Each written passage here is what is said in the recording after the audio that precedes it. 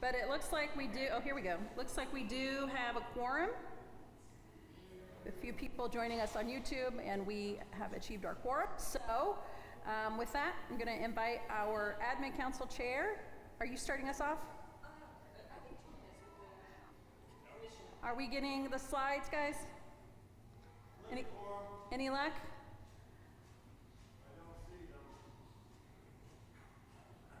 I just re-shared it with you. Shared that with me on the left side. What? Shared with me on the left side. There it is.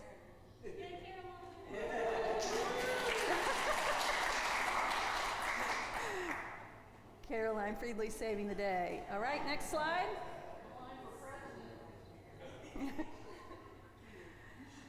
All right, so here's our agenda for today's meeting. So Stephanie Inns is our Mission Council Chair, and she is not here today, so she has asked our Chair of the Elders, Tom Mann, to step in and deliver the State of the Mission address for her. You're welcome to use the pulpit or there. Okay.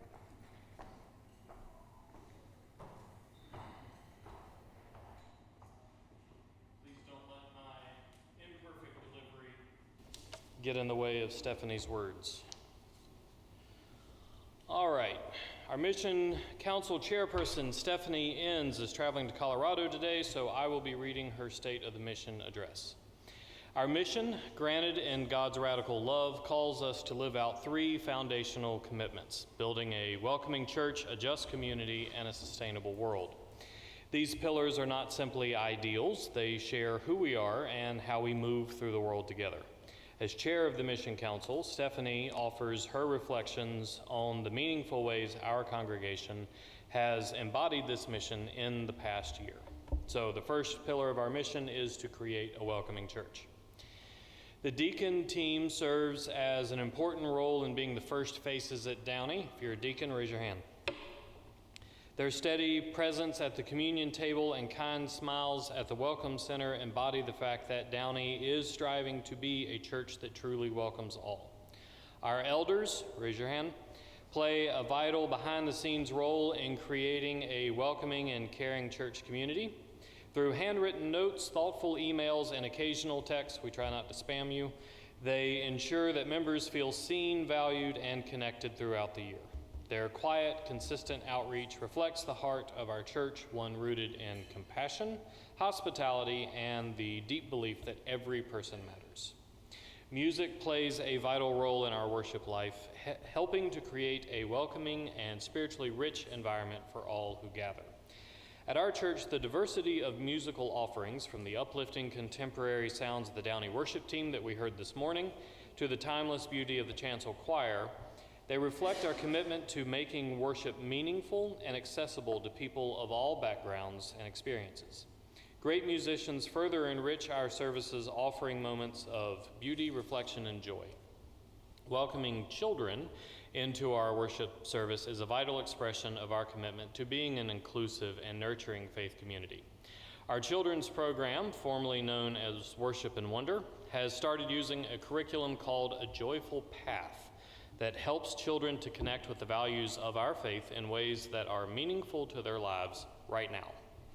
These experiences not only affirm that children are a cherished part of our congregation, but also lay a strong spiritual foundation for their lifelong journey of faith.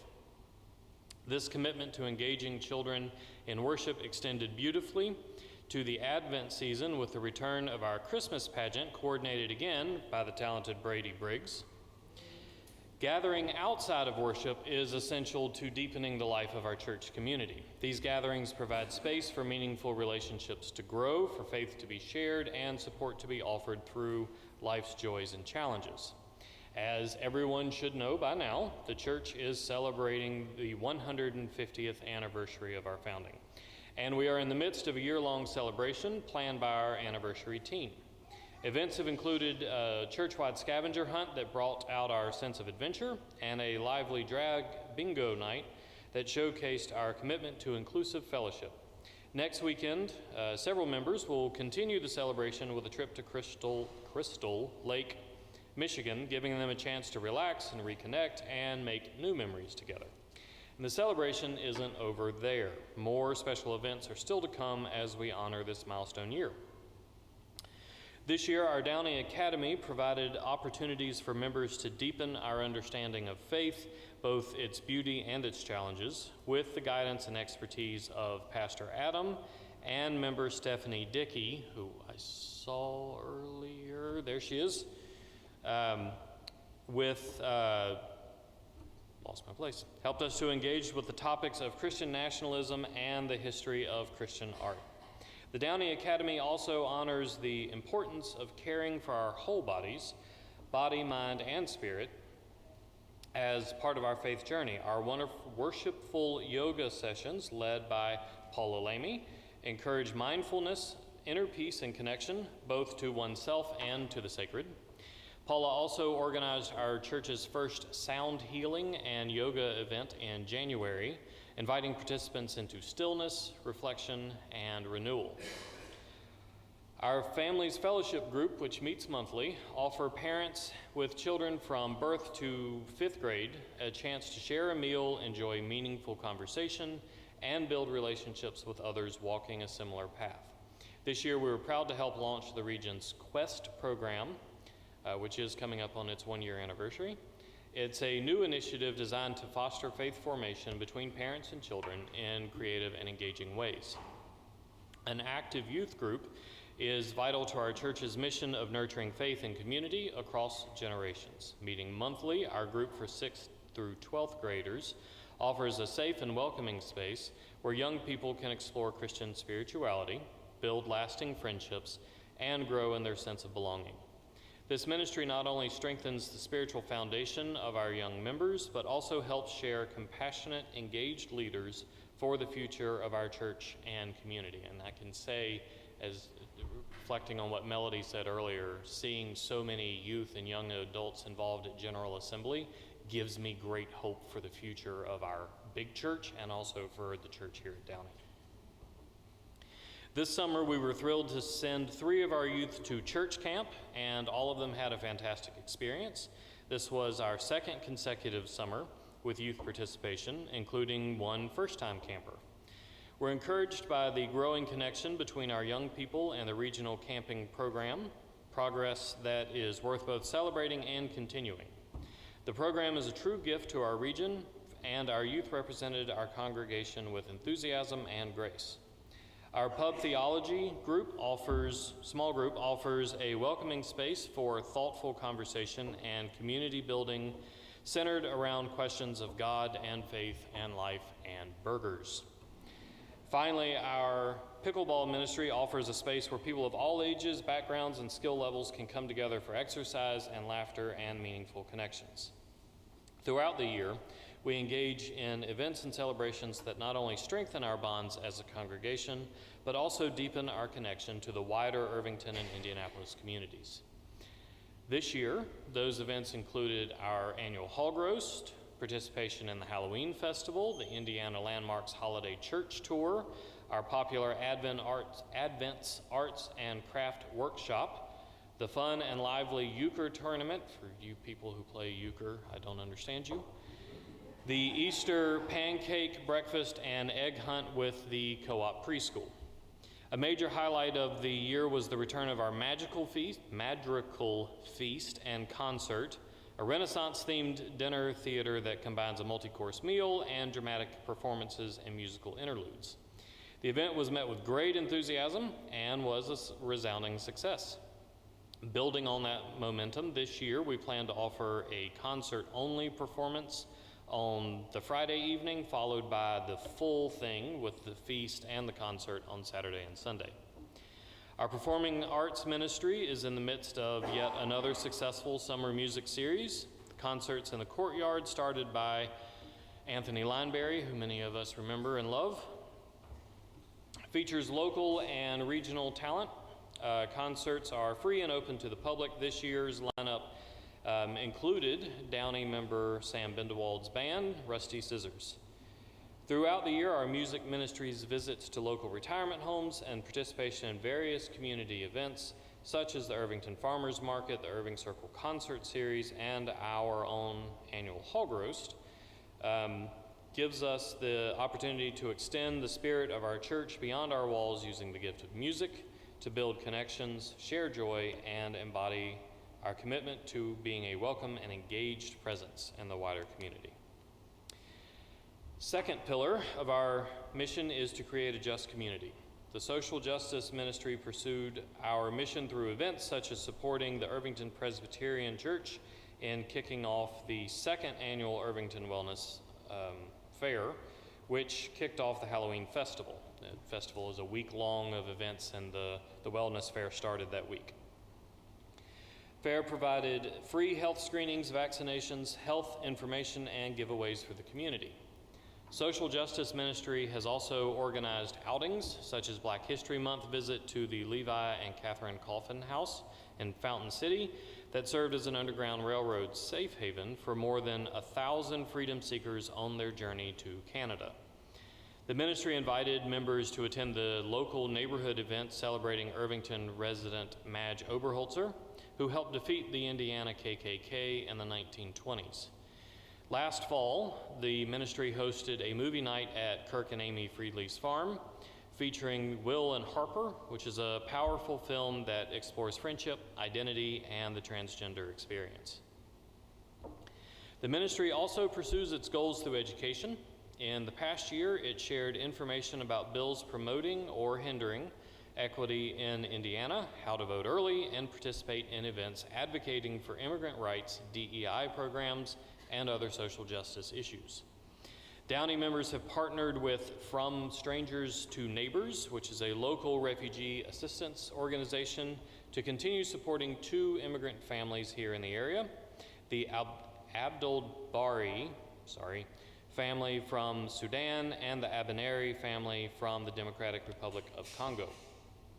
Many members of the congregation pitched in to purchase needed items for the 11-member Abaneri family at holiday time. Members have also been coordinating outings for the family so that they can enjoy the wider community with museums and parks and concerts. The ICANN Food Pantry, which operates out of our church every Thursday, continues to address the immediate hunger needs while promoting long-term food security.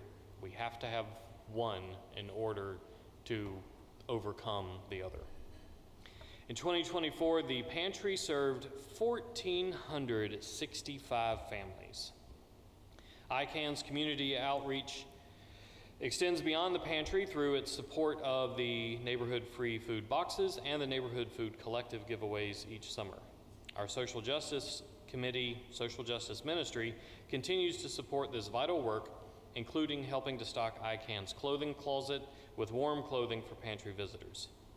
Members of our May Ward Women's Group are living out our church's mission to create a just community by assembling care bags for people experiencing homelessness through the Gaia organization.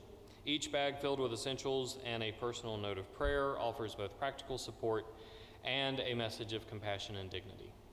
The May Ward Group also supplied snacks for the Irvington Wellness Fair and has assisted our social justice ministry in supporting the Abaneri family.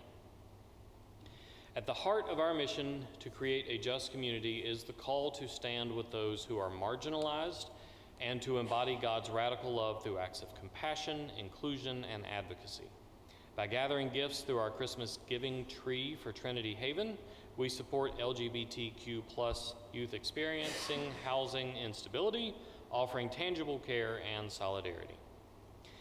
And in June, members of the Social Justice Committee and other members proudly participated in the Irvington Pride celebration, which Downey sponsored through a financial contribution publicly affirming the dignity and worth of the LGBTQ+ individuals. And through this act of solidarity, we strengthen both our congregation and our connection to the wider Irvington neighborhood. The third pillar of our mission is to create a sustainable world. Our Creation Care ministry is a small but mighty, dedicated group who have represented our church at regular meetings of the Eastside Creation Care Network, Eco America, and Faith in Place, all organizations focused on environmental sustainability. Our performing arts ministry brought a powerful expression of our church's mission to create a sustainable world by hosting the youth play Dreamland in April, produced by the local theater group React, Dreamland is a call for hope and action in the face of climate catastrophe, empowering young people to confront one of the most urgent issues of our time. We also recognize the urgency of addressing environmental degradation and climate change.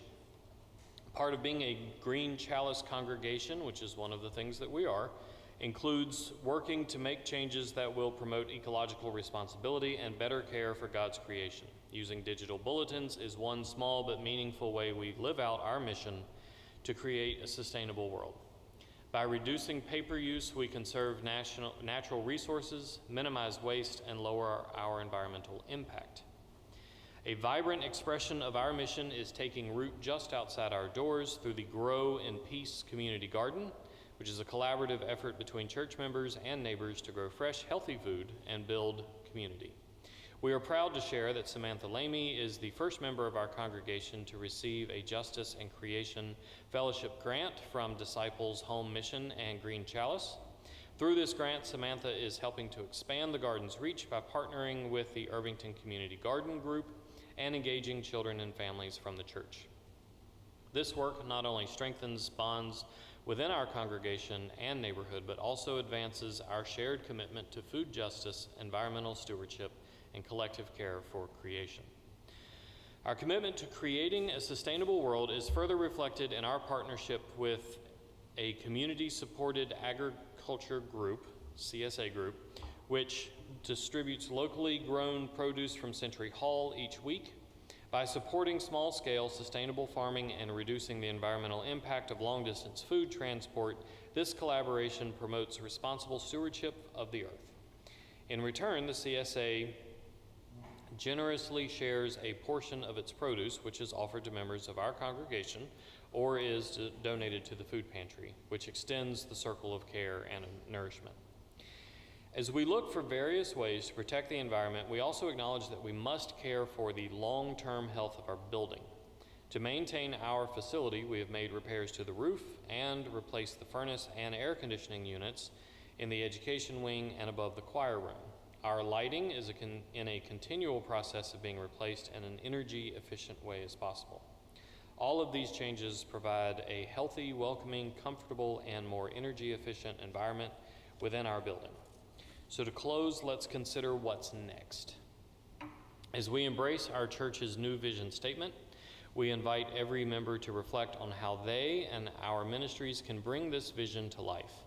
How might you help cultivate a community where radical welcome, intergenerational connection, and deep spiritual growth flourish? In what ways can your gifts support our collective commitment to justice, environmental stewardship, and compassionate service, both in Irvington and beyond? Each of us have a role to play in shaping a vibrant and inclusive future rooted in Christ's love. Let us prayerfully consider how we can live more fully into this vision, empowered by community, guided by grace, and inspired by hope. Thank you for your dedication, your passion, and your unwavering commitment to our mission. And if you will give me just a moment, let me also say, as someone who served in this role previously as Mission Council Chair, I want to send a deep, heartfelt, special thank you to Stephanie Enns, who is now stepping down as our Mission Council Chair, for the amazing work she's done for the last 2 years. Join me in thanking her.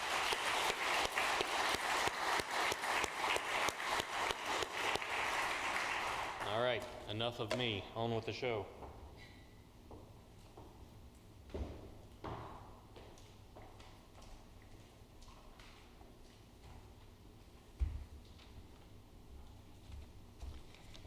Hello, everyone. I'm Carol Commons, and I had the privilege of being the chair of the nominating committee.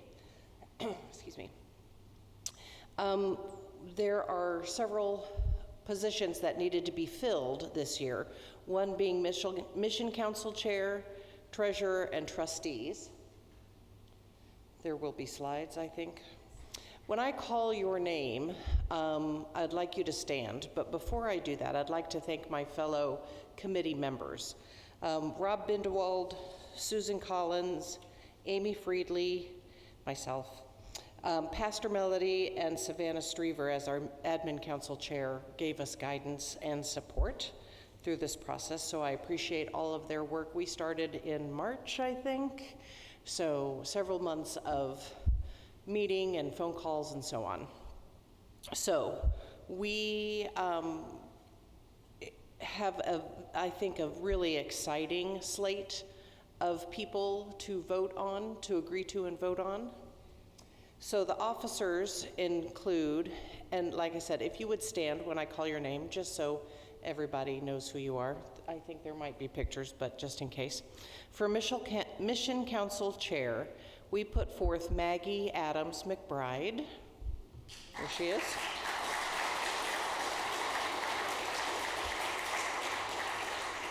For Treasurer, we are putting forth Dawn Rouse. She's in the back. And we have 2 trustee positions. For our legacy trustee, we have Evelyn Johnson.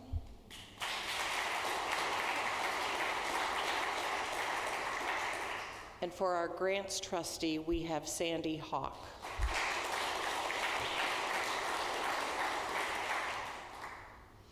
Then we have our larger, which I don't know which one's going to be next, so I'll follow the slide. Yes, okay. Oh, I can read, actually go back. I could read that bottom part. So continuing, these are 2-year positions. So those that are continuing in their roles are Savannah Strever as our Admin Council Chair, Carrie Boffman, Secretary, Stephen Enns and Sarah Jones as trustees.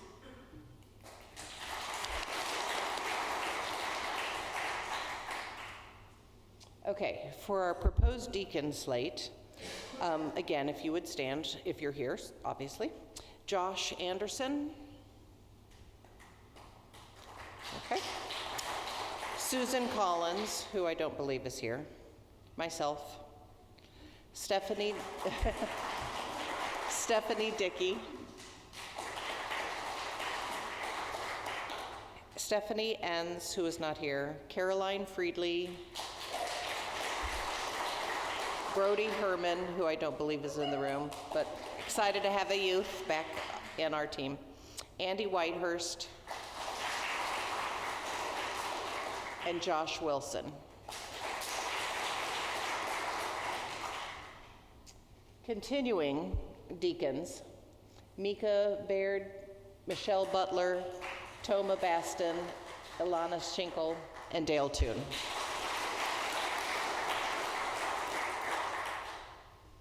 Okay, going on to our elder slate. We have Georgianne Adams, Amy Friedley, Josh Harris, standing in the back, and Paula Lamy. Continuing for their second year, Kate Bindewald, Rob Bindewald, Cassandra Crutchfield, Martha Fowler, Kirk Friedley, and Tom Mann. In a previous slide, I know there was the statement that elders and deacons will vote on their own chairperson. We don't vote on that at this point. Okay. Do we have a motion? Well, yes. I have a motion to approve the 25-27 slate of leadership. Do we have a second? I'll second. Thank you. Do we have any questions? All right. Am I taking the vote, or do you want to take the vote since I'm here? Okay. All in favor of accepting this slate for the 25-26 fiscal year, please say aye. Aye. Any opposed, say no. Any abstentions, say here. All right, very good. It has passed. Thank you so much.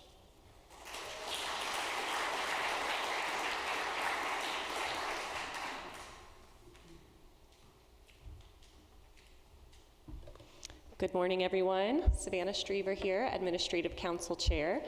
I am going to very shortly turn things over to Donna Marks, our treasurer, but first I wanted to make a few comments about where we stand in terms of our current fiscal year. So if you could go to the next slide, please. All right, so we want to take a look at the numbers that we have through the end of May, just to give you an idea of where things stand. So at the end of May would have been 10 months through our fiscal year, and I'm just going to go through 4 different categories. So our pledged income, so 10 months through the fiscal year, that's about 83% of the way through the year. And our pledged income, we would have expected to see $143,876. We actually are a little low on our pledged income as of the end of May. We had received $141,400. So very close, but a little low. If you are a pledged giver for the last year and you want an update or you want to know where you stand in terms of your pledged giving, you are welcome to reach out to Donna at treasurer@downeyavenue.com, and she can give you the number of what you pledged versus what you've given so far this year. Oh, okay, even better. So if you don't want to wait and go home and email, just find Donna today before you leave, and she can give you those numbers. In terms of unpledged income, this is some great news. We had budgeted to have received $19,638 as of the end of May, and we blew that out of the water. We had received $32,380. So let's take a moment to celebrate that. Thank you, thank you. On to the expenses. At the end of May, we had budgeted to have spent $249,116, and we came in just a little lower than that, which is also wonderful. We had spent $248,044. And that is huge thanks to Donna for getting those budgeting numbers right on for the fiscal year. That's actually incredible that we are so close on our expenses. So if you add all of that up together, what we saw is that, for those of you who have been around for a while, you know as of a year ago, we approved a budget for the fiscal year that had a little more than $50,000 as a shortfall, hoping that we would figure out a way as a congregation to close that number. So as of the end of May, we would have expected to see a shortfall of $43,081 if we had done nothing as a congregation to close that gap. What we actually saw is a shortfall of $20,439. So we have actually, as of the end of May, we had closed more than half of the shortfall that we expected to have. So that's, again, a reason to celebrate. Let's give a round of applause for everything we've done. So I want to talk very briefly about what we did to close that gap. And then later on, when I come back up, I'm going to talk a little bit more about some opportunities that we missed and things that we can do in the coming year to generate some more income for our church. But things we did this year to close that gap included, number one, we've grown. You've invited your friends, you've told people about Downey Avenue, our membership is trending up, and our giving is trending up, and that is huge. It's just too many reasons to clap. All right, so we're getting the word out about this wonderful community that we're building. Number two, we built an online rental page, and we are trying to get the word out about how we can better utilize this building by partnering with community groups and charging rental fees. Number three, we created a Venmo account so that people can more easily donate to our church in a way that it's not cash-based and they don't have to put in their full banking details. They can just scan the QR code and make a small donation. We opened up some new investment accounts. We have some dollars left over from a capital campaign from 2019. So rather than allowing those dollars sit in a bank account, we've moved that to investment accounts to try to make some income there. And then lastly, we are assessing and renegotiating our preschool lease to ensure that we're making the best use of our building.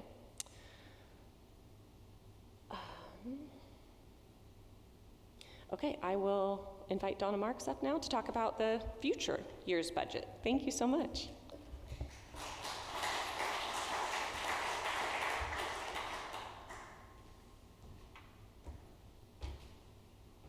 Good morning. I'd like to begin the discussion of the process, the budgeting process for next year by starting at the beginning, which is a very nice place to start. Sound of Music, did anybody get that? Okay. Anyway, this process, no singing. This process is a journey, and it all starts with the leadership of their stewardship committee. So I want to recognize the committee and their efforts this year, which all centered around the theme, Dreaming God's Dream And very small, no gift is too small, and no dream is too big. So if you are here and I read your name and you are on the committee, please stand up. Stephanie Dickey, she's back there. Alana Schinkel. She's what? Oh, she's getting married today, so she's busy. Excused absence. Griffin Smith. He's not here. And Ton Spickelmeyer, who I think is here. Thank you very much for your work. As the next slide will show you some highlights that resulted from the stewardship efforts. We had a total, or the group, through their efforts, we had a total of 52 pledges, plus the next bullet shows that in addition to their regular pledge, we raised an additional, or had pledges for an additional $8,900, which was given to incentivize first-time givers. So of those 52 pledges, they made additional commitments of $8,900, which led to $21,480 in first-time pledges. So that's all very good news.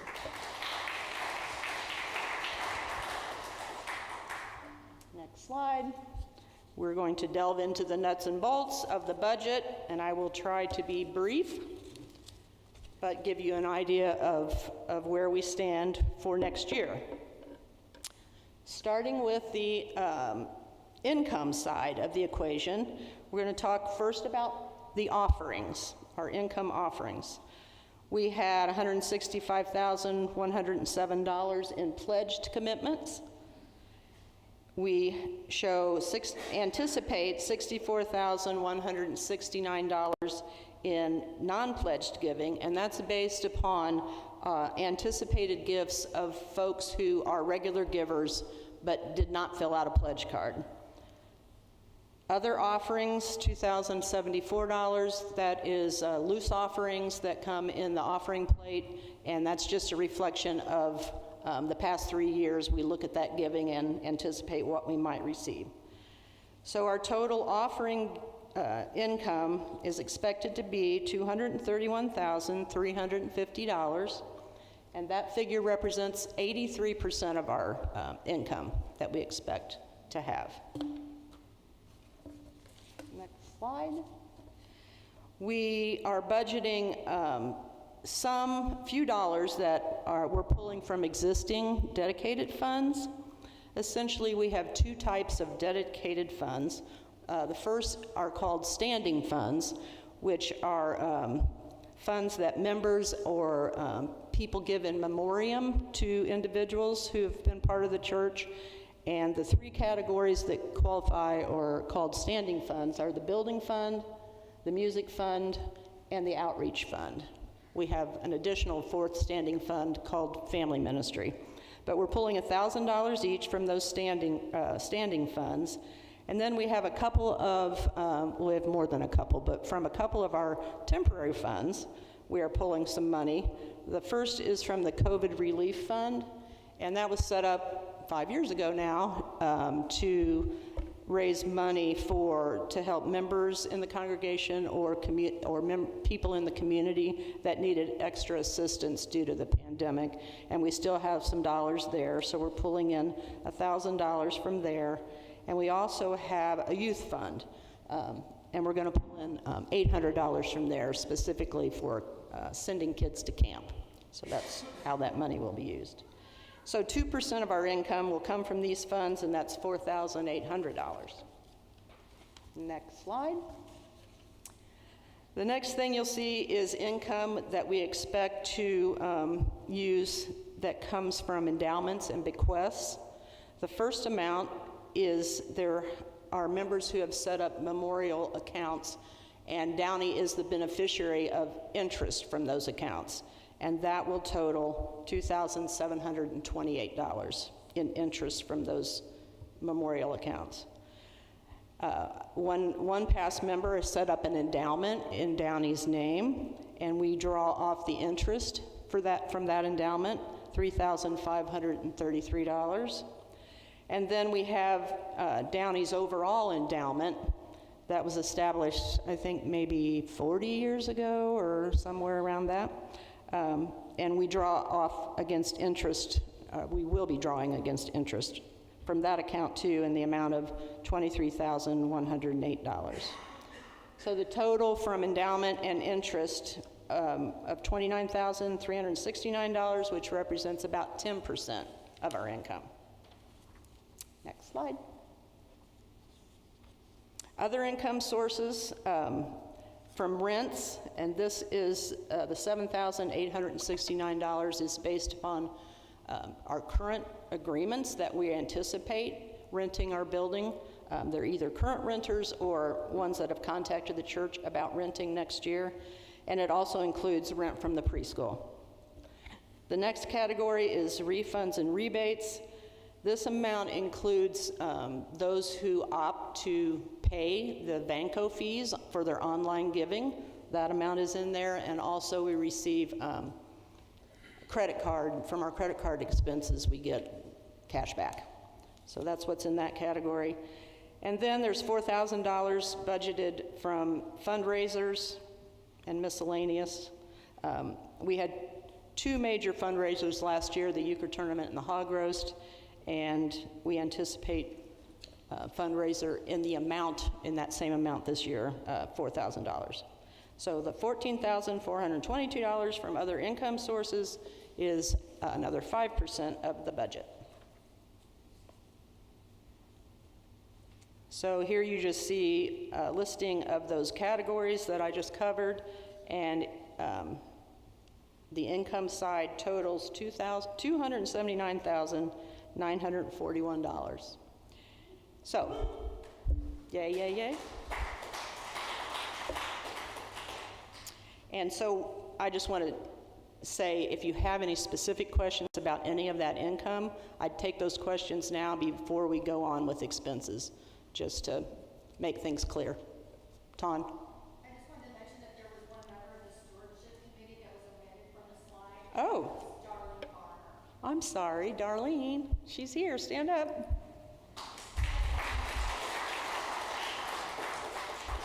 Thank you for mentioning that. Any other questions on income? Okay. Now we can go into the expenses that we anticipate. The first category I'm covering is personnel and staff support. The salaries and wages of $185,412 includes one full-time position, which is our pastor, and 6 part-time positions that include the Minister of Faith Formation, Communications Director, the Music Director, the Property Manager, and then 2 child care workers. So that's what's included in that total. The next category is the payroll taxes, which are taxes on non-pastor wages. The federal government wants their take, and the state, for that matter. The next one, $10,769, is a pension, the pastor's pension.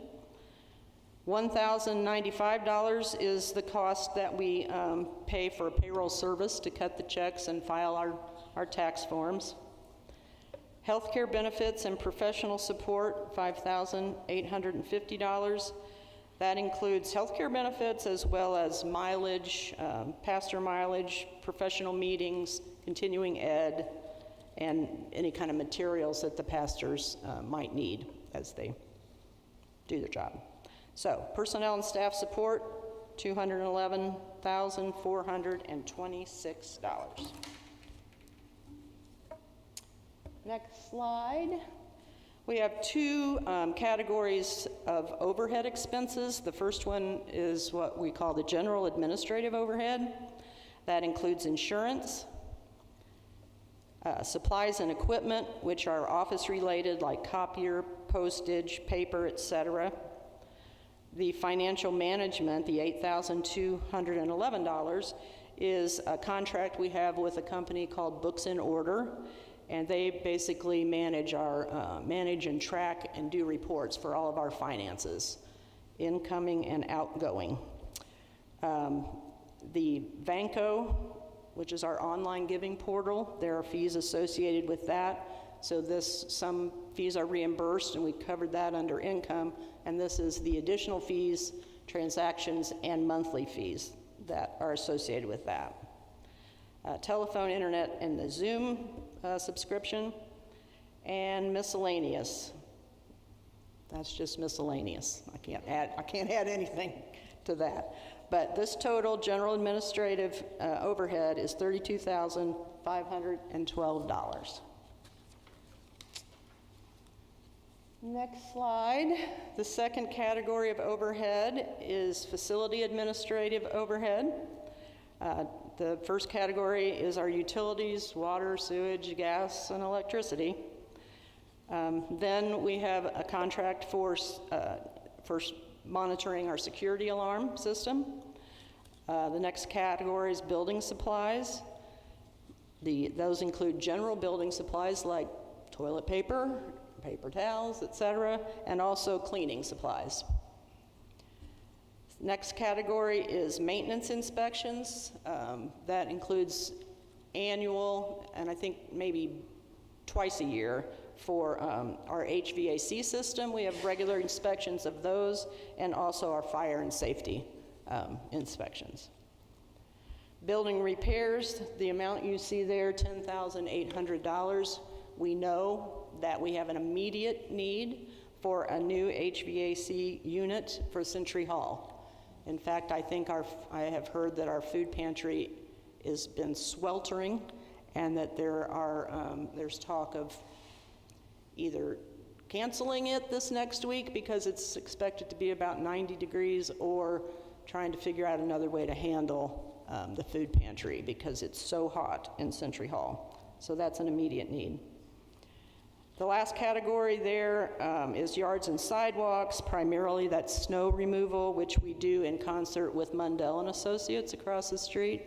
They pay to have the big parking lot shoveled, and at the same time they're doing that, they shovel our sidewalks and our small parking lot. And some lawn care needs in that category as well. So our facility administrative overhead is $38,780. Next slide. Worship and faith formation expenses. A lot of what you'll see on this slide directly relates to the things that Tom talked about with the mission, in the mission address that he read. Worship supplies, this includes communion, and also an amount for pulpit supply. Now that we have only one full-time pastor, we may need to pay to have guest preachers come on days that Melody is not here, on Sundays that Melody is not here. The music ministry is musicians and equipment care and purchase. We have to care for our piano and our organ, and we also have certain equipment purchases that are needed. So that's what falls into that $9,489. Congregational fellowship, our meals and supplies, cups and plates and that sort of thing. Children's ministry / camp, $1,200. This is like the busy bags for the little children that are here in our service, and also the children's curriculum and camp fees. Youth ministry, this is the youth group activities, the 6th grade to 12th grade youth that are part of our congregation. This pays for activities for them. Family life ministry, that includes the Quest program and the family gatherings that are associated with that, as well as things like our Advent workshop, where we have things in the church for families to enjoy. Adult small group ministry, primarily that's Downey Academy. I don't know if Pub Theology ever needs any money, but that it would have to come from that category, and that's any other adult books and sort of thing for study. And other congregational expenses, gifts and miscellaneous, $259. So the total for worship and faith formation is $16,748. Next slide. This is our mission and outreach portion of the budget. First category, community events and publicity. Primarily that includes signage and also our Halloween festival. So these are community events, Halloween festival, pancake breakfast, Pride festival, and there might be a few other things in there, but that's primarily what that includes. The next dollar amount, $611, is to host our website and to do social media feeds.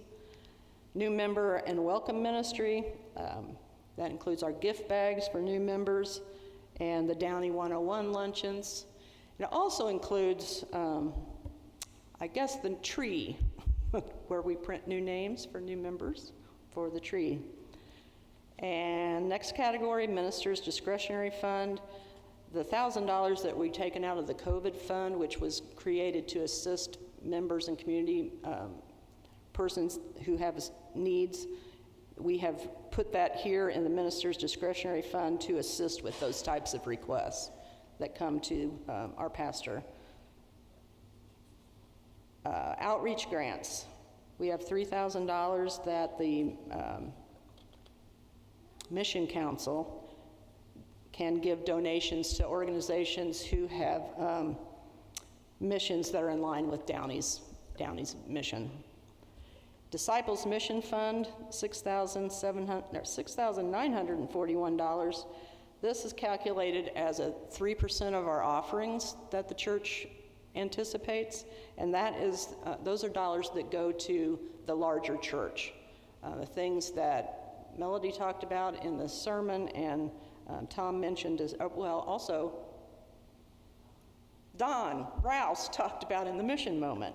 So these are things that the larger church ministry, congregation, pastor support, educational institutions for new pastors, that kind of thing.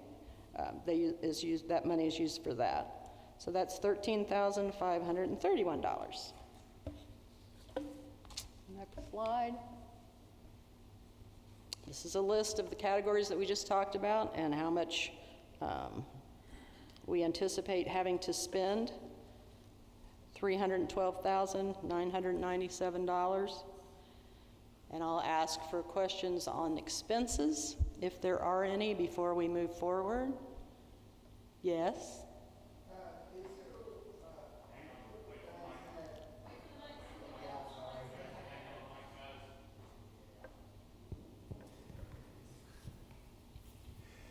Is there any slide or anywhere income and expenses are put together where we know? That's up next. That was my question, I wasn't sure. I just wanted to note before we did that, if anybody had any questions about the expense categories, I just went through and an explanation of those. Okay. So the next slide will show you what Ben was just asking about. You will see our projected income, our projected expenses, and the anticipated shortfall. So obviously we're going to need more discussion about that, and Savannah is going to come back up here and facilitate that discussion.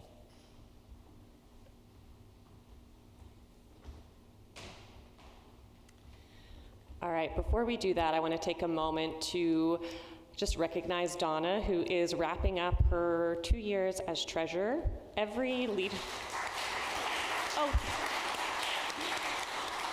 I stand corrected. We were blessed by Donna's talents for 3 years. I know every congregational leadership position is important, but the treasurer role has a particularly heavy lift, and Donna has done a phenomenal job of stepping into that role. Not only the treasurer role, but also personal thanks from me. She did a lot to help me get onboarded as the admin council chair. I had no idea what I was doing 12 months ago, and I kind of do today. Most of that is thanks to Donna, so thank you. One more time. All right, so yes, we have another shortfall this year in our budget, and I'd like to just talk very briefly about that. Actually, can we go to the next slide? I think that's the language. Next slide. We'll come back to questions and comments. I won't skip that. Okay, so in a moment, I'm not motioning yet, but I want to read the motion language, share a couple of things with you, and then we can have a conversation, and then I'll make the real motion. So the motion we are going to read is, the council is asking the congregation to approve the budget with the shortfall, along with the commitment that the council and the congregation will work together to mitigate the shortfall, with periodic updates from the council. The administrative council is also asking for authorization to use funds from the endowment and/or the capital campaign to cover any remaining shortfall. So I want to give you just a few examples of what we're talking about with that language. The first example I want to give is, Donna mentioned that we have an anticipated expense of $10,800 for a new HVAC system in next year's budget. One thing that we could do is we could decide it's reasonable to pay for that HVAC repair out of our capital campaign funds. We still have a capital campaign fund that was raised in 2019. There are about $75,000 remaining in that fund. And so if we decide it's reasonable to use those funds to maintain our building, that already would take our expected shortfall from $33,000 down to a little less than $23,000. So that's one option on the table. And the other thing I want to talk about, so before I talked about the things we did this year to close our current shortfall, which was a wonderful year of working together. However, we did miss some opportunities, and I'd like to talk about a few opportunities we missed last year that we could pursue this coming year. So, number one, a big one that you've heard me talk about up here, if you've been here for my other speeches, is we intended to apply for the Sacred Places grant. That is a grant that has the potential to bring in a six-figure gift for the specific purpose of maintaining and taking care of our building. Our building is one of our biggest opportunities, I think, to get ahead of these budget shortfalls. We are blessed with a wonderful building, but it takes a lot to maintain this building. So if we can get a grant to make this building more energy efficient, bring down our costs in the long run, do things that make it more attractive to outside renters, there's a lot of potential here for our building. So number one is, we would really like to apply for the Sacred Places grant. We expected to this last year in June, but the closer we got to the deadline, we realized we just are not ready. We would not have been competitive to enter an application into that grant. So we need help with some things, and we are asking you as a congregation to help us contribute your gifts and talents. We need someone to help us identify and schedule building assessments. We need someone to make building recommendations. Where should we be requesting funds? What projects should we be doing? We need people to help us organize quotes from trusted professionals.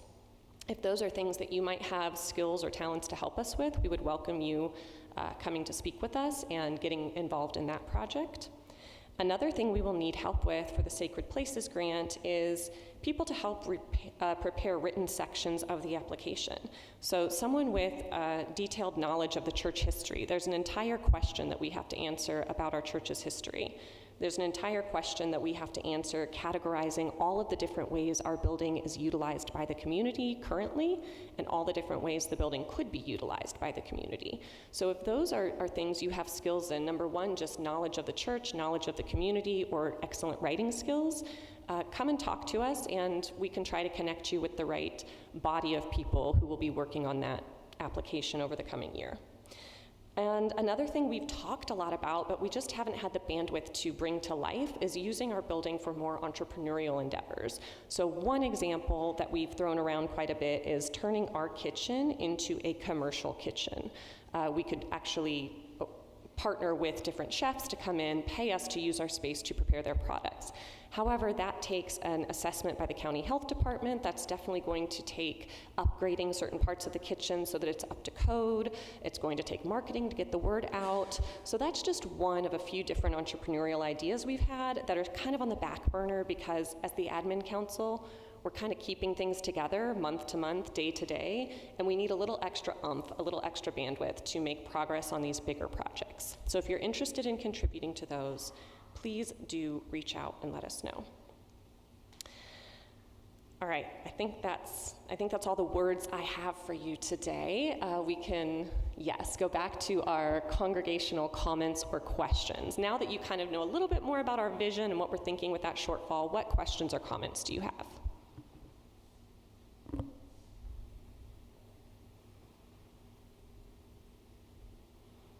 Okay.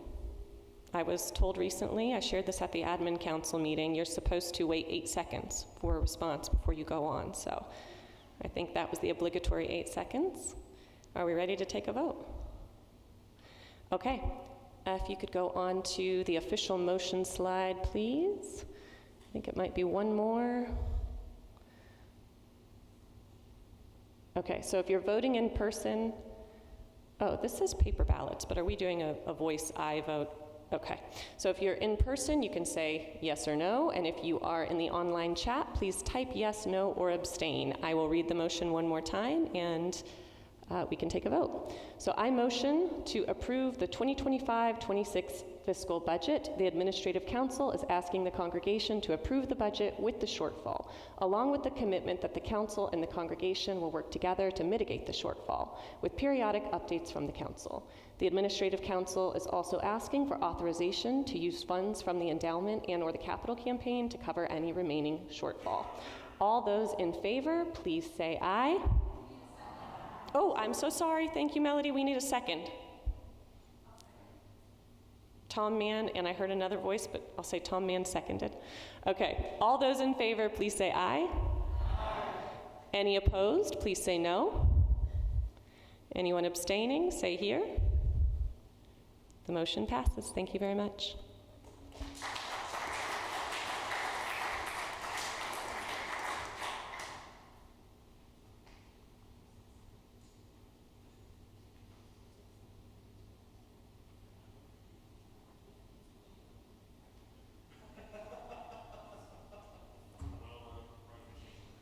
Tom and I are fighting over who gets to close us in prayer, but I will do it.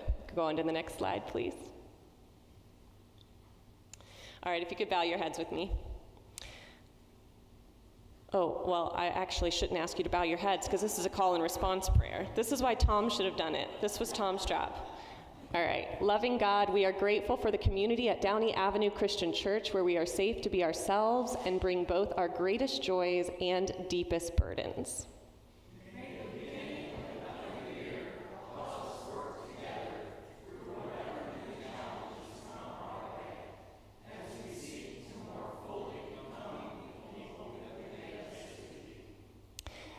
Empower our new leaders with your wisdom and guidance, that they may lead us boldly to bring our mission and vision to life and steward our resources with integrity and purpose.